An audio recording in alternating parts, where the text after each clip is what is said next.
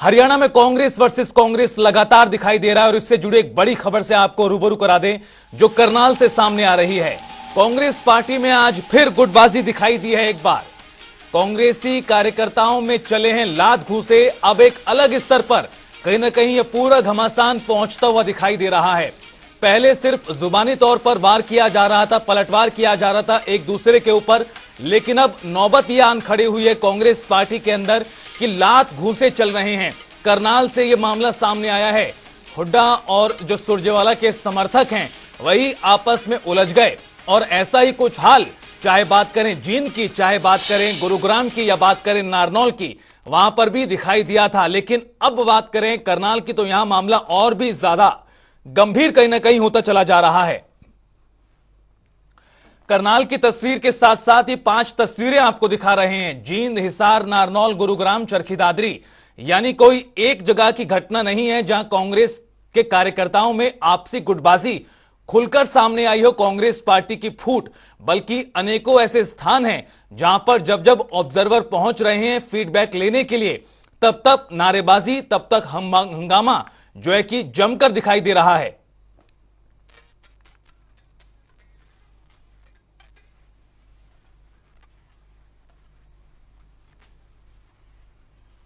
और हमारे साथ इस विषय पर और ज्यादा बातचीत के लिए, राय जानने के लिए कांग्रेस पार्टी के विधायक शमशेर सिंह गोगी जी जुड़ गए हैं। गोगी जी, आपका बहुत स्वागत है जनता टीवी पर।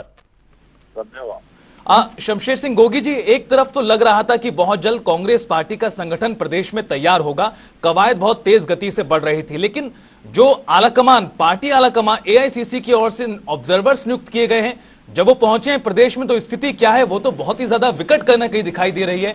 चाहे जींद की बात करें, गुरुग्राम की बात करें, और जो ताजा मामला करनाल से है तो और भी ज्यादा गंभीर है।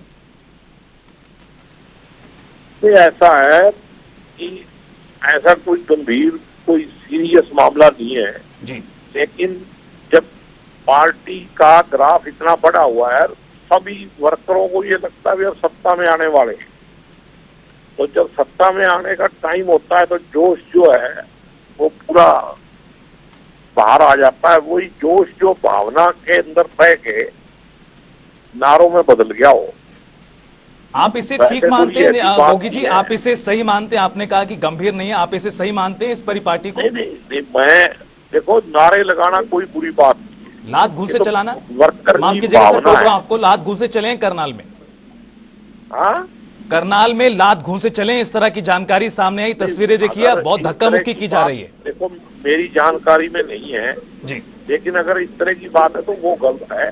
नारे लगाना, अपनी भावना प्रकट करना, अपने नेता के प्रति कुछ मान सम्मान में कहना, वो कोई बुरी बात नहीं है। कांग्रेस के सभी नेता सम्मानित हैं और मिलके ही पार्टी जो है मजबूत होती है, सभी संघर्ष कर रहे हैं।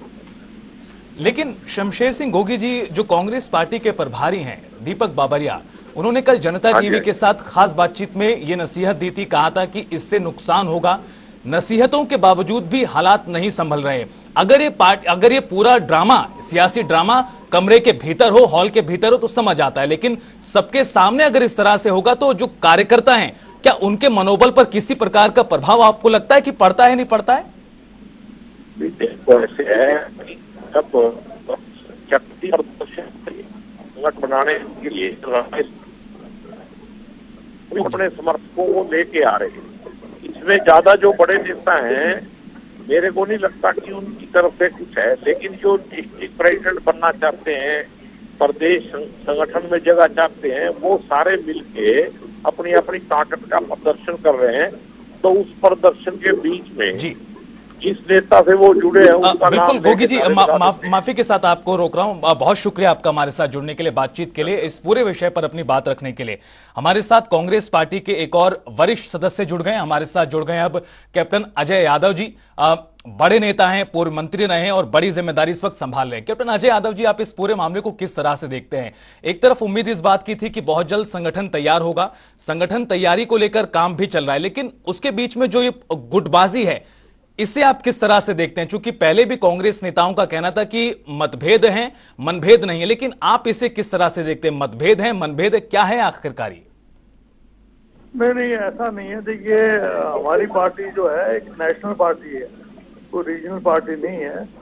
यहाँ पर जो है डेमोक्रेसी है, यहाँ पर जो है लोग अपने हिसाब से अपने अपने अधिकार की बात करते हैं। हर व्यक्ति चाहता है कि भाई वो पार्टी की जो, क्योंकि पार्टी की जो आज के समय में जो हवा है वो ये सत्ता की ओर ले जाने की बात करती है।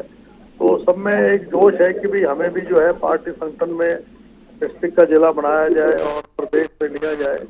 तो इसको लेकर जोश है। बाकी कोई ये तो आपको मालूम ही है कि भाई राष्ट्रीय पार्टी में मतभेद तो हो सकते हैं लेकिन मनभेद नहीं है। लेकिन अजय यादव जी, आप कह रहे हैं कि मतभेद हो सकते हैं, मनभेद नहीं है, ये बात समझ आती है, पूर्व की बात भी समझ आती है। लेकिन करनाल से जो ताजा उदाहरण सामने आया, इसमें कहा जा रहा है लात घूंसे चले हैं। क्या आपको नहीं लगता है कि ऐसे मौके पर जब पूरी तरह से प्रदेश और देश चुनावी मोड में है, इस तरह की घटनाएं जब आएंगी तो जो आपके विरोधी उनको खुलकर मौका मिलेगा कहने का, ना सिर्फ भारतीय जनता पार्टी बल्कि आम आदमी पार्टी के नेता भी सवाल उठाएंगे? नहीं, देखिए, अगर लात घुसे चले ये तो उचित नहीं है।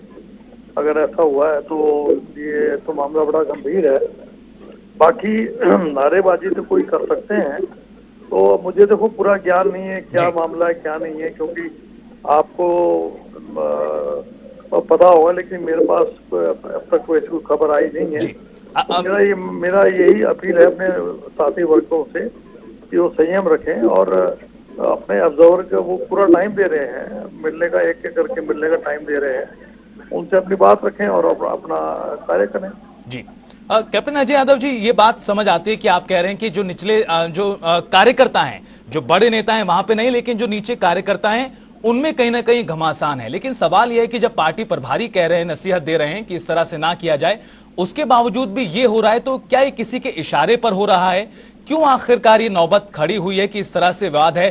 कोई एक जगह हो तो इसको आप स्वीकार कर सकते हैं, आप कह सकते हैं कि लोकतंत्र है, तमाम चीजें, लेकिन करनाल की बात करें, जींद की बात करें, गुरुग्राम की बात करें, नारनौल की बात करें, अलग अलग जगहों से इस तरह की घटनाएं सामने आ रही हैं। आपको नहीं लगता नुकसान होगा इससे? कि मेरी जो जिम्मेवारी है वो पिछड़ा वर्ग की। हमारा पिछड़ा वर्ग का कोई भी नेता अगर इसमें इन्वॉल्व है तो आप मुझे बता दीजिए, उसको मैं कह सकता हूं कि उसको इस प्रकार की हरकत नहीं करनी चाहिए।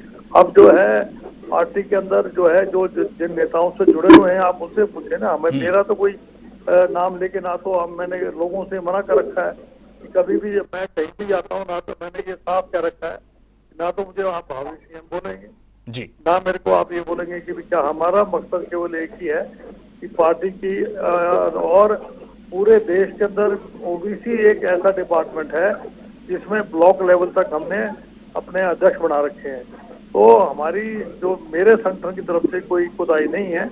अगर कोई कोताही करेगा तो मैं उसके खिलाफ कार्रवाई। कैप्टन अजय यादव जी, आपको लगता है कि जिस तरह के मामले सामने आ रहे हैं इसमें कार्रवाई की आवश्यकता है पार्टी आला कमान की ओर से, या फिर इससे आप जो जिस तरह से कहा जाता है आंतरिक लोकतंत्र एक तरह से कांग्रेस पार्टी में उसी की संज्ञा देते हैं? अगर किसी ने अगर वायलेंस करी है, किसी ने अगर तो वो तो उचित नहीं है। उसके बारे में निर्णय हमारे प्रभारी लेंगे और पीसीसी अध्यक्ष लेंगे, यही अध्यक्ष लेंगे। मैं तो इसमें सक्षम नहीं हूँ। ठीक है अजय यादव जी, आखिरी टिप्पणी आपकी, आपको लगता है कि जो प्रदेश के बड़े नेता उनको कहीं ना कहीं आगे आकर अपने अपने कार्यकर्ताओं को समझाना चाहिए कि ये रुकना चाहिए, सही नहीं है? बिल्कुल।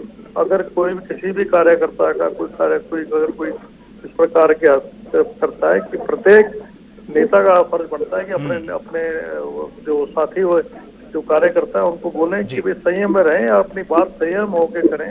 नारेबाजी हो सकती है लेकिन हाथापाई ठीक नहीं है। बहुत बहुत शुक्रिया कैप्टन अजय यादव जी हमारे साथ जुड़ने के लिए और बातचीत के लिए। तो साफ तौर पर कैप्टन अजय यादव का कहना है कि कहीं ना कहीं जो प्रदेश के बड़े नेता हैं उनको आगे आकर मामले को शांत कराना चाहिए।